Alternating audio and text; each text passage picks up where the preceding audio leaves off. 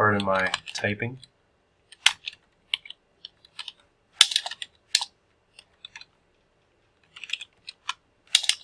I was not top of my class in typing class in high school. And I'm lazy. I like using spell check. Alright, so that's the name of the assignment.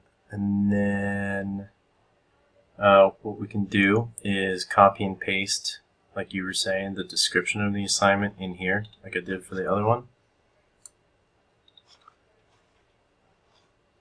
So, I'm trying to remember where I have that in here. Well, I'm just going to pause real quick and look for that so we can actually walk through that. Alright, so I found the syllabus for that class, so obviously it's the same syllabus for both classes, different sections, but the exact same course material. So I know you already know how to do this, but just for good measure, so statement of personal strengths, yeah, so go down here and just paste and copy the description and keep it simple for what we're doing.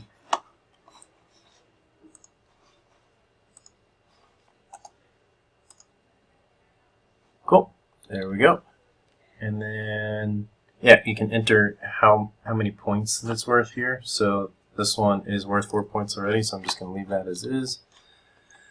I want it to show up in the assignment group assignments, so we'll basically just leave that as is. Points, we may change that later. I think we can if we need to. I'll talk to Dr. Lewis about that maybe. And then, but I want, yeah, so submission type, make sure this is checked on paper. So students have to, turn it into, which is the preferred method. Not online like a lot of Canvas submissions. And then leave that blank, and then basically so we'll put the due date down here. But I did not put available from until. Because I want it, as soon as we publish it, I want it to be available to the students to be able to see, and don't want to have it not be accessible to them. So, like for instance, if you're, noticed on Blackboard or Canvas, if you turn something in late, and all of a sudden it's not there anymore, you can't turn in a submission anymore. That's what this until is. So, or at least that you can see it. And we'll just leave this as is, blank. Yeah, so due date. So it's due on October 3rd. Cool. And I just leave that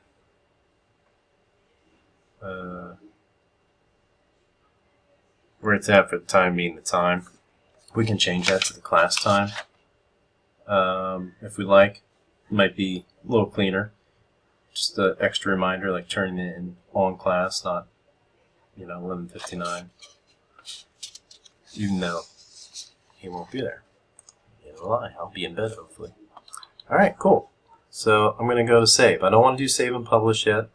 I want to just go through and publish kind of everything at once we get these assignments done. But if you know for certain something is, like as we move on through the semester, we need to publish anything else, we can just hit that and it'll immediately be available for students. So for the time being, I'm just going to hit save. Alright, cool. And then up here is where I have another option to choose publish. Now if I want to go back and edit, make any kind of edits, go in, easy peasy. So, alright, but what we're going to do is go back. I'm just going to hit cancel. And I do want to publish this because it's ready to go. It's pretty short and sweet. It says in here, I'm going to hit publish. Perfect.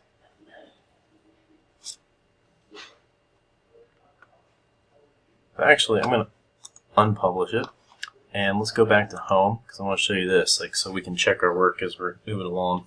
I go over here to the right, and I have the glasses, spectacles, student view. So I click on that. So now I am viewing it as a student. So I want to go to assignments and see, okay, do they look the way that I want them to look for the students? And it'll only show ones that are published. So apparently I haven't published anything yet in this. So cool. But you can see the syllabus, which we did publish. Alright, so let me go back to assignments. Oops, actually.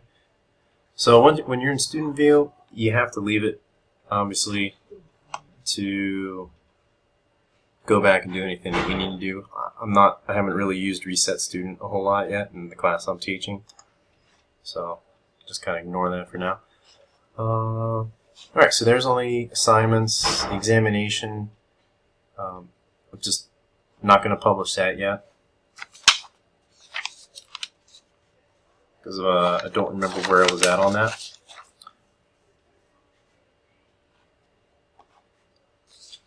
But basically, I think, oh yeah, all that was obviously the examination is going to be in class, but what we're able to do is, have that pop up so we can enter a grade. So it's worth 15 points. It's in the syllabus.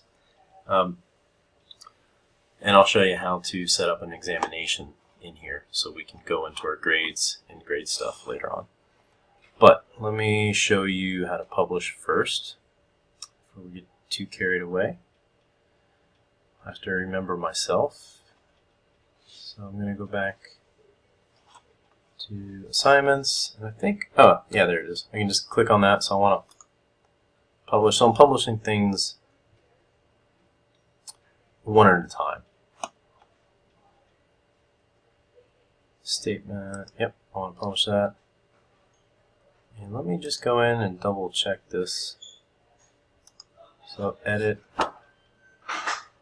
Oh, I know we didn't do that yet because we need to talk to Dr. Lewis and see when he's doing these examinations, and maybe we don't need to put him in here yet until after the fact.